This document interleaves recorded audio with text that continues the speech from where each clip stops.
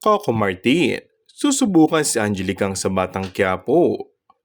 Sa record ng FPG sa Batang Quiapo, ay wala naman sigurong pwedeng patunayan ng programa ni Coco Martin.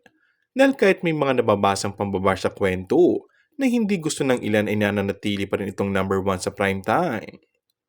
Aware naman si Coco sa mga feedback ng viewers, kaya nga sa pagpasok ng book 2 ng Batang Quiapo ay maraming pasabog na kwento na sakto sa kasalukuyang nagaganap sa bansa ang napapanood ng mga tao. Nagdag pa ang pagpasok ng mga bagong karakter. Tulad na lang ng linggong ito na maraming pasorpresa si Tanggol pagdating sa bakbakan at abangan din na pagpasok ni na Leo Martinez at Angelica.